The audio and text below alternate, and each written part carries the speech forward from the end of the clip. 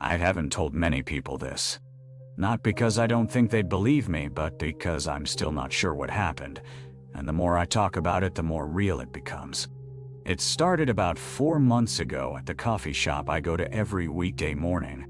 The same place, same time, same order, black coffee, nothing else. I like routine. It makes things predictable. The woman first spoke to me on a Tuesday. I was standing in line and she was ahead of me. I didn't really notice her until she turned around and said the usual, "Right, Tommy?" I stopped. "My name is Thomas. I go by Thomas. I've gone by Thomas since I was 18 years old. Only my parents called me Tommy, and my father passed away when I was 22. My mother lives in Portland now. We talk maybe twice a month." "Sorry?" I said. She smiled. Not a big smile, just a small one. She was maybe in her early 50s, brown hair, nothing distinctive about her. She could have been anyone. "I thought you always got the black coffee," she said. I told her she must have me confused with someone else. She nodded and turned back to the counter. The barista made her drink, a vanilla latte, and she left. I thought that was it. But she came back the next day, and the day after that. Not always ordering, but always there. Always at the same time I was there. And sometimes, when I'd look up from my phone, she'd be looking at me. By the following week, she started sitting at the table next to mine. Just for a few minutes. Long enough to drink half her coffee. Then she'd leave. The third week, she spoke again. She said, "You always come in at 7:47, Tommy. You leave at 8:12. You sit at that same table every time." I didn't respond. I just left. I didn't go back to that coffee shop for 3 days. When I did go back, she was waiting outside. Not in a threatening way. She was just standing there, holding a coffee cup, not even from that shop. "I didn't mean to scare you," she said. "I just wanted to talk." I asked her who she was and how she knew my name. She said, "I knew you when you were little, when people called you Tommy." That stopped me. I asked her to be more specific. She wouldn't. She just said she knew my parents, that she'd lost touch a long time ago, and that she was glad to see I turned out well. I didn't believe her. I still don't fully. But I didn't know what else to do, so I let her buy me a coffee. We sat for 20 minutes. She asked me standard questions, where I worked if I was married, what I liked to do on weekends, the kind of things anyone might ask. But the whole time, she kept calling me Tommy. Every single time she said my name, it was Tommy. I told her I went by Thomas now. She said, "I know, but I think of you as Tommy. That's how I remember you." I left after that and told her I didn't think we should talk anymore. She didn't argue. She just nodded and said she understood. But she didn't stop coming to the coffee shop. I started going at different times. 6:35 instead of 7:47. 8:30 instead of my usual window. It didn't matter. Somehow she'd be there anyway. Not every day, but often enough that I couldn't relax. I'd be sitting with my coffee, and I'd look up, and she'd be 3 tables over, watching me. After 2 weeks of this, I switched coffee shops entirely. I found a place about 2 miles away and started going there instead. It was farther from my apartment, but I figured the distance would matter. She showed up on the second day. I was sitting in the back corner of this new place, and I heard her order a vanilla latte. When she turned around and saw me, she smiled that same small smile and came right over. "Found it," she said, sitting down across from me without asking. "You walked past it once, 6 months ago. On March 14th. You were coming back from your dentist appointment. You checked your phone when you walked past and you noticed the name. I remembered that." I stood up. I asked her how she knew about my dentist appointment. "Your dentist is on 5th Street, she said. "You go every 6 months. Last appointment was March 14th. You always book in the afternoon. You're very consistent, Tommy." I left. I didn't finish my coffee. I went straight home and called my mother. I told her about the woman. I described her. I asked if she remembered anyone matching that description from when I was a kid. My mother was quiet for a long time. Then she said, "Why are you asking me this?" I told her what was happening. She said, "Tommy, does she seem upset with you? Or does she seem like she wants something?" "I don't know," I said. "She just keeps showing up. She keeps calling me Tommy. She knows things about my routine, things she shouldn't know." My mother didn't say anything for a while. Then she asked me to describe the woman again. More details this time. Hair color, what she was wearing, her hands, anything I could remember. I told her everything I could think of. When I finished, my mother said, "I don't know who that is. And I think you should probably just accept that you might not know either. Some things don't have explanations that make sense. Some people are just meant to show up in your life, and you're not supposed to understand why." I asked her if she was serious. She said yes. I tried to ignore my mother's advice. I filed a report with the police. I brought them a description. They said they couldn't do anything, because she hadn't threatened me or made me feel unsafe in any way that violated law. One officer actually asked me if she was pretty, which made me realize how insane this sounded. So I started going to different places. I changed my routine completely. I work from home now on Tuesdays and Thursdays. I take different routes to work. I stopped going to my regular gym. I varied my grocery shopping times. I did everything I could think of to make myself unpredictable. For about 10 days, I didn't see her.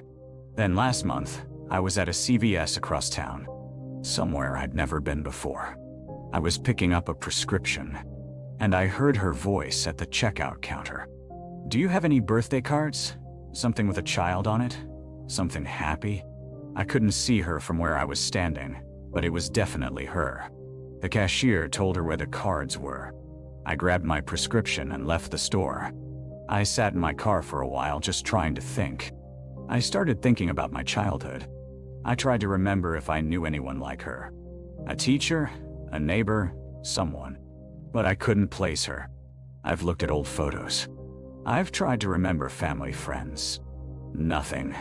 The thing that bothers me most is this. I've never told her where I live. I've never given her my phone number. I've never spoken to her for more than 5 minutes at a time.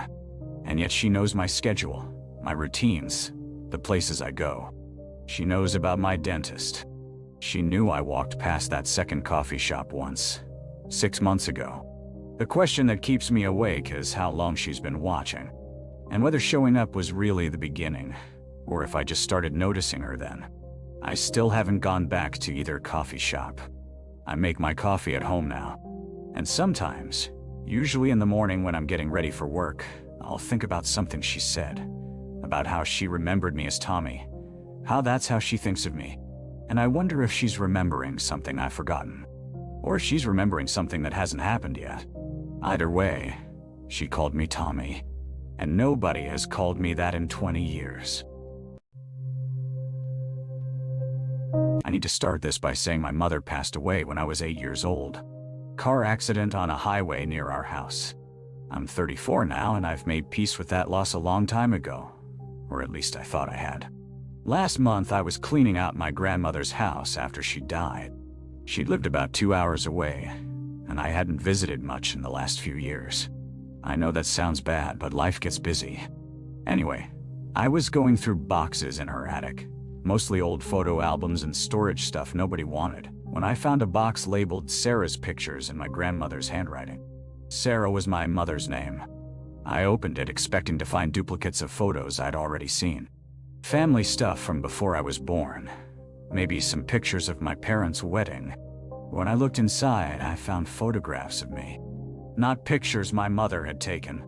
Pictures of me at ages I was never around her for.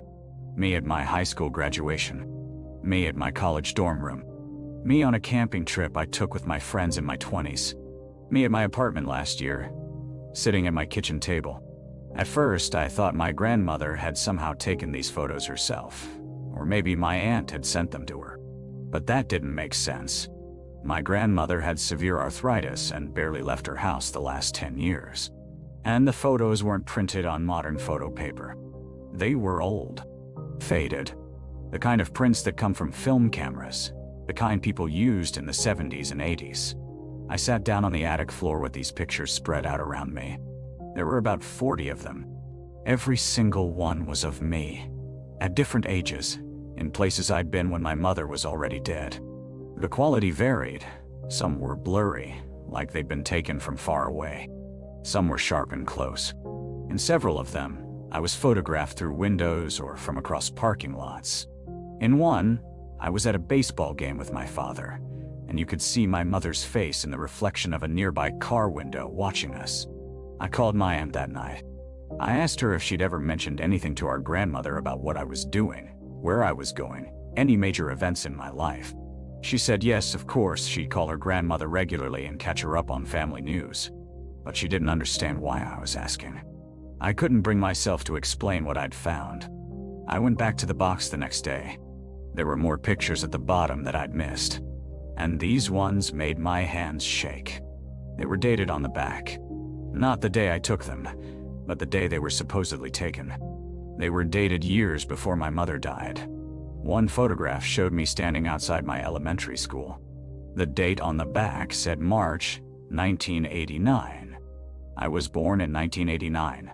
I hadn't even started elementary school yet.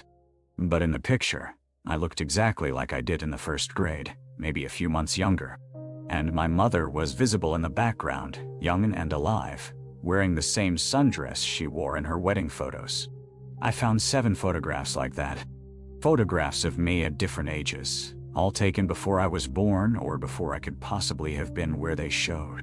In each one, my mother appeared somewhere in the frame, sometimes watching me, sometimes just in the background, coincidentally in the same place. Her face never quite in perfect focus, but unmistakably her. I've kept the photographs. I couldn't bring myself to throw them away, but I also can't look at them for very long. I did some research, and my grandmother bought a camera in 1987, 3 years before my mother died. But I can't find any logical explanation for how these pictures exist. What gets to me most is that my mother looked happy in all of them. Like she wasn't lost or confused about what she was seeing. Like she knew exactly where to position herself to catch me on film. Like she was documenting moments she was never supposed to see. And I keep thinking about the photographs I don't have. The ones from my childhood when she was alive. The ones she should have taken. The gap in the record where she actually was there. That empty space haunts me more than anything. My name is Derek, and I need to tell you about something that started small, but never really stopped feeling wrong. It began on a Tuesday in March. I came home from work around 6 p.m., checked my mailbox like I always do, and found my electric bill. Nothing unusual about that except for one detail. The bill was dated 3 days in the future. Not postmarked 3 days in the future. Dated 3 days from now. March 15th. It was March 12th. I figured it was a printing error. These things happen. I set the bill on my kitchen counter and didn't think much about it. Then on Wednesday, the same thing happened. I got a credit card statement dated March 16th. Again, 3 days ahead. I started paying attention after that. Thursday came, and sure enough, a package from Amazon. The packing slip inside said it was packed and shipped on March 18th.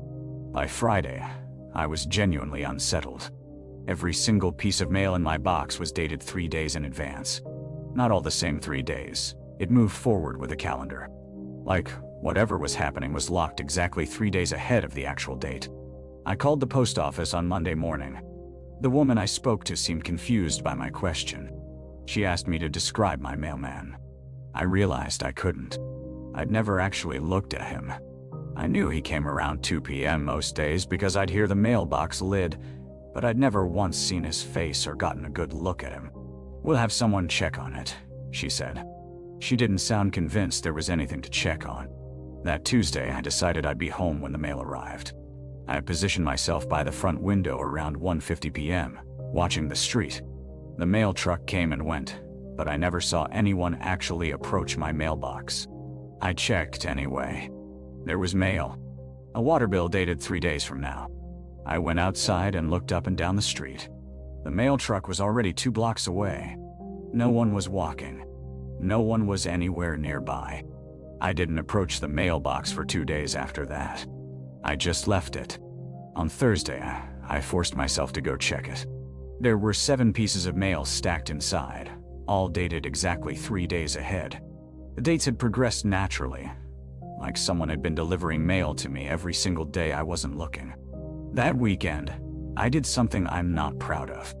I stayed home on Saturday and watched the mailbox through the window for 8 straight hours. I didn't look away except to use the bathroom. The mailbox remained untouched the entire time. No mail truck passed.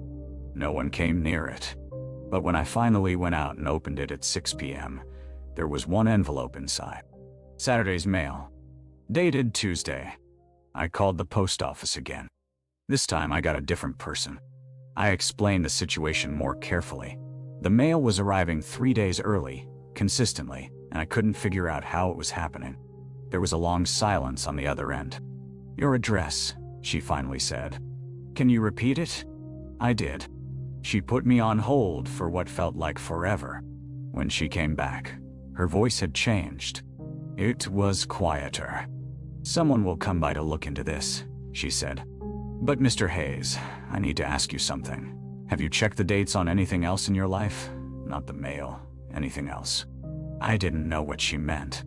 I told her no and hung up. But I did check. I looked at my car registration. It was dated 3 days from now. My insurance policy. 3 days ahead. Every single document I pulled out of my filing cabinet was dated 3 days in the future. My lease. My warranty cards. Everything. I spent that night going through my apartment like a madman, looking at dates. My bank statements. My medical records. The back of my passport. All of it. 3 days ahead. I called my mother that morning. I asked her if anything seemed weird about me. She said no, but then I asked her what today's date was. She told me. I asked her to send me a photo of her calendar, time-stamped. She did. When I looked at the photo, the calendar in the background read 3 days in the future. I haven't called her again. The mail still comes. I stopped checking it after a while. I just leave it in the box until I can bring myself to open it. Sometimes I don't. I've let it pile up in there for weeks, unopened. Because every single time I open one of those envelopes, it contains a piece of my life dated 3 days from now. Last week, I got a letter from my doctor's office, reminding me of an appointment scheduled for 3 days from now. An appointment I haven't made yet. I haven't called to confirm it. I haven't even looked up when my doctor's office is open. I'm still living 3 days behind the rest of the world, and I'm starting to wonder if that's the problem, or if the mailman somehow saw ahead and is just trying to remind me that he's already seen what comes next. Either way, tomorrow is going to arrive whether I'm ready or not. The calendar doesn't care about that. And somewhere out there, the mailman already knows what day it's going to be. 14 days. I remember thinking it was a strange way to phrase it, but I didn't think much more about it. Those flowers lasted exactly 14 days. I kept them on my desk. Watched them. The last petal fell on the morning of day 14. I thought maybe it was a coincidence. A lucky guess, based on her experience. But it happened again. 2 weeks later, I bought a mixed arrangement. Christine said, "This one's good for 11 days. 11 days. That's oddly specific. And again, on the morning of day 11, the last flower started to wilt completely. The water was still clean. The stem hadn't rotted. It just stopped living. I started paying more attention. I'd go in, pick flowers, and Christine would always give me a specific number. 10 days, 12 days, 9 days. And every single time, she was right. To the day, sometimes to the hour.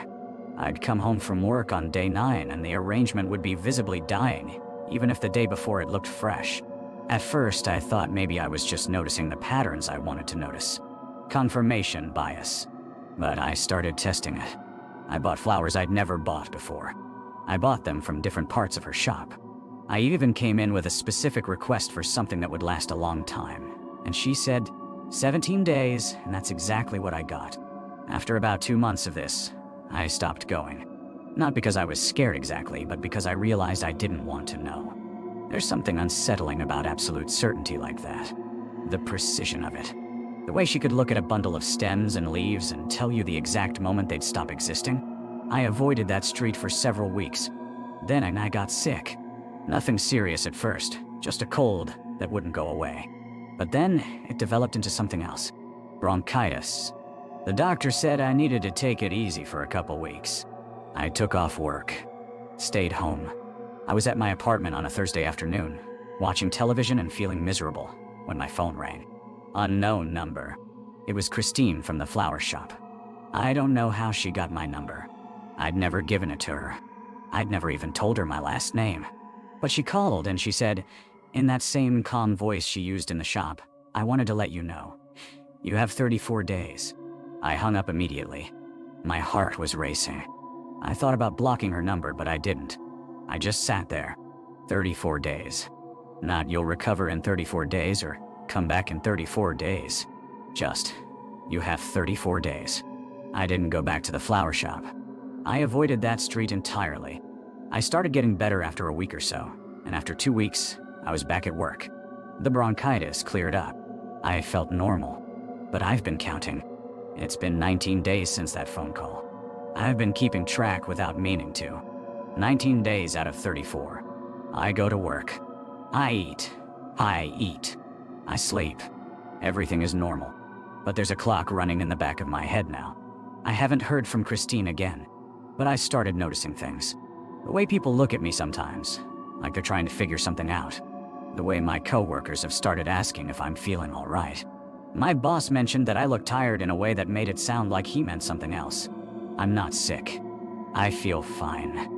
But I keep thinking about those flowers and the absolute certainty in Christine's voice. The way she could look at something and know exactly how long it had left. I have 15 days remaining. I don't know what happens when I reach day 34. I don't know if Christine was telling me something or threatening me, or if she has some ability I can't explain. All I know is that I'm running out of time, and I don't understand the rules. I've thought about going back to the flower shop to confront her, but I'm terrified of what she might tell me. What if she gives me a different number? What if she confirms it? What if she can see something I can't? And that's why she can predict these things with such precision. So I'm living these last 2 weeks as normally as I can. I go to work. I come home. I don't buy flowers. I don't drive past Meridian Street if I can help it. And I wait. I don't expect anyone to believe me. I wouldn't believe me either. But I'm telling you this now because someone should know. Someone should have a record what Christine said and when she said it in case something happens. In case day 34 arrives and I don't.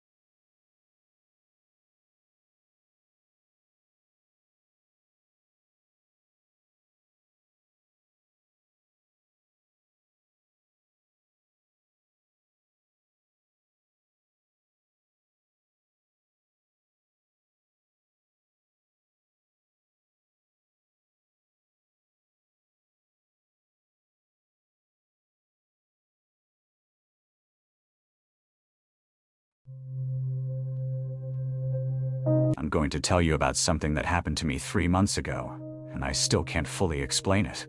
I've thought about it every single day since, and the more I think about it, the less sense it makes. But I'm telling you anyway because I need someone else to know this happened. It started small, the kind of thing you'd normally dismiss. I was getting ready for bed one night, doing my usual routine, brushing my teeth, washing my face, checking my phone. Nothing unusual. I went to turn off the bathroom light and glanced in the mirror one last time, like I always do. And that's when I noticed something was off with the timing. See, I've lived in my apartment for 4 years. I know how my reflection works. When I blink, my reflection blinks simultaneously. That's how mirrors work. That's basic physics. But that night, I could have sworn my reflection blinked about half a second before I did. I thought I was tired. I blinked again. Same thing. My reflection got there first. I stood there for maybe 2 minutes, blinking over and over, trying to catch my reflection off guard or prove I was imagining it. But every single time, it was the same. My reflection would close its eyes just slightly before mine did. I told myself I was being paranoid. Sleep deprivation does weird things to perception. I went to bed, and I didn't think about it for a few days. Then it happened again. I was at work, in the bathroom at lunch, and I saw it in the mirror above the sink. My reflection blinked first. This time there was no question about it. I was watching for it. It happened. Over the next 2 weeks, I started paying attention. Not obsessively, just noticing. And it was consistent. Everywhere I saw a mirror. My apartment, work, the gym, the grocery store. My reflection always blinked just a fraction of a second before I did. Sometimes it was barely noticeable. Other times it was clear enough that it made my stomach turn. I tried to research this. I looked it up online. Delayed perception? Psychological phenomenon? Nothing. I found nothing. I even went to an optometrist and didn't tell him what I was actually worried about. I just asked if there was any condition that would make you perceive your reflection's movements slightly ahead of your actual movements. He looked at me like I was insane and said no, that's not how vision works. But I could see it. Every single time. And here's where it gets worse. Around 2 weeks into noticing this, I started seeing other things in mirrors. Not in my reflection. In the background. Reflections of things that weren't there when I turned around. The first time, I was at my bathroom sink, and I saw someone standing behind me in the mirror. A blurry figure, like they were out of focus. When I spun around, nothing was there. Empty bathroom. I checked the shower, behind the door, everywhere. Nothing. But when I looked back in the mirror, the figure was still there, still blurry, still standing in the same spot. I did what most people would do. I avoided mirrors for a while. I used the flashlight on my phone to brush my teeth. I showered in the dark and got dressed without looking. But you can't avoid mirrors forever. You see them everywhere. Car windows, store displays, phone screens. Eventually you have to look. And every time I did, that figure was there. Always in the background. Always blurry. Always just standing there. It never got closer. It never moved. It just existed in the space behind me, visible only in reflections. After about a week of that, I did something I'm not proud of. I brought a mirror home from the hardware store. A full-length mirror. I propped it up in my living room facing the couch, turned off all the lights except one lamp, and I sat down. I was going to stare at that mirror until I understood what I was seeing. I sat there for 3 hours, and the figure was there the entire time. Same position, same blurriness. I could almost make out features, a shape of a head, shoulders, but the focus never sharpened. It was like looking at something just outside your depth of field. Then, at some point around hour 2, I realized something else. The figure's head moved. Not a lot, just turned slightly to the left. But it moved. And when it did, I felt this horrible cold sensation run down my spine because I absolutely knew, that the figure had just looked at me. I got up and didn't sit in front of that mirror again. The next week, was the worst. I could feel something changing. It's hard to describe. It wasn't like anything was physically different about my apartment or my routine, but I became hyper-aware of reflections, of how they looked at me, how that blurry figure was always there now, and how its presence felt like weight against my skin. And then came the night I'll never forget. I woke up at 3:47 a.m. I checked the clock. I don't know why I woke up. I just did. And I lay there in the dark for a minute, not sure why my heart was racing. Then I noticed something. My eyes were adjusted enough to the darkness that I could see the outline of my dresser, and there was a reflection on the mirror above it. My window was letting in just enough light from the street. In that reflection, I could see my bed. I could see myself lying in it, and I could see something sitting at the foot of the bed. I couldn't move. I was genuinely frozen. The figure was clear now, clearer than it had ever been in any of my mirrors. It was sitting with its back to me, its posture exactly like mine. Same shoulders, same shape. It was just sitting there, at the foot of my own bed, in my own reflection. I don't know how long I laid there. Could have been 30 seconds, could have been 5 minutes. And then, very slowly, the figure in the mirror turned its head to look at me. Not at my reflection. At me. Directly at me. I forced myself to move. I grabbed my phone and turned on the flashlight. The second that light came on, the reflection was gone. Just my empty bed and my dresser and my regular mirror reflecting my bedroom back to me. I spent the rest of that night with all the lights on. I called in sick to work. I didn't sleep. When morning came, I spent the entire day removing every mirror from my apartment. Not just putting them away, taking them off the walls, unscrewing them from the doors, putting them all in garbage bags, and leaving them outside my building. It's been 3 months since that night. I haven't owned a mirror since. I shave with a straight razor by feel and muscle memory. I wash my face in the shower with my eyes closed. I check how I look by taking photos on my phone and deleting them immediately. It's not a perfect system, but it works. And I don't know what was looking back at me from those mirrors. I don't know if it was waiting for me to see it clearly, or if turning off that flashlight and moving the mirrors stopped whatever was happening. I don't know if I was the only one who could see it, or if it was there for everyone, and I'm just the only one paying attention. What I do know is this. I've talked to exactly 2 other people about this. One of them told me they stopped looking in mirrors for 6 months after their divorce. The other one didn't say anything. She just listened, and then she asked me if I'd noticed anything else different. When I said no, she looked relieved. Too relieved. Like she'd been holding her breath. So if you're watching this, and you've ever felt that small tug of unease when you catch your reflection moving just a fraction too soon, or if you've ever seen something blurry in the background that wasn't there when you turned around, you're not alone. You're not alone. And maybe that's the most terrifying part of all. I need to start by saying I've never been one of those people who believes in the paranormal. I'm a logical person. I work in accounting. I make spreadsheets. I don't see signs in everything. But what happened to me over the course of about 2 weeks changed how I think about time, about causality, about whether the present moment is really as fixed as we assume it is. It started with a routine physical. I was due for my annual checkup, so I called my doctor's office and made an appointment for a Tuesday afternoon. Nothing unusual. I've been going to Dr. Marcus for about 8 years. He's competent, efficient, doesn't waste time on small talk. I like that about him. I showed up 5 minutes early like I always do. The waiting room was empty except for one other person reading a magazine. The receptionist checked me in without any issues. Then I waited about 10 minutes before they called me back to the examination room. Standard procedure. Dr. Marcus came in after about 5 minutes. He looked tired, like he'd been up all night. He had dark circles under his eyes that I'd never noticed before, and his hands were shaking slightly as he reached for his tablet to pull up my file. That's when I noticed something off. He was already reading through notes, not making notes, reading them, and his expression kept changing as he scrolled.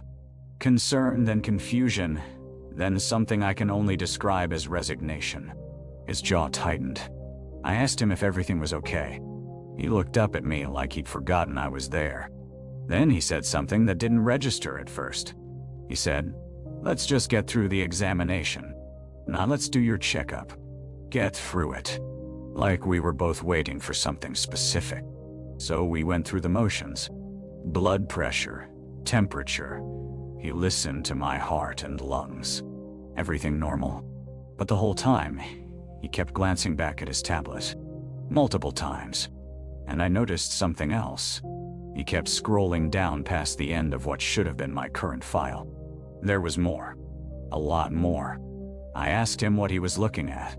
He hesitated. Then he said, "Your imaging results." I told him I hadn't had any imaging done. No CT scan, no MRI, nothing. I was just here for a routine physical. He looked at me for a long moment. Then he turned his tablet away so I couldn't see the screen and said, "You'll need to schedule an ultrasound. There's something we need to look at." Something. Not something specific. Something.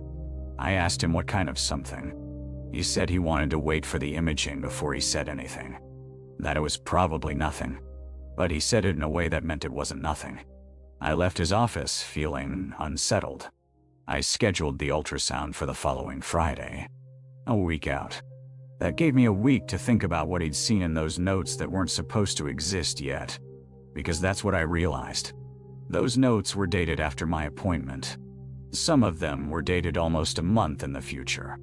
The ultrasound appointment was at a different facility, an imaging center across town. The technician was professional, didn't say much. Just ran the ultrasound and told me the results would go to my doctor.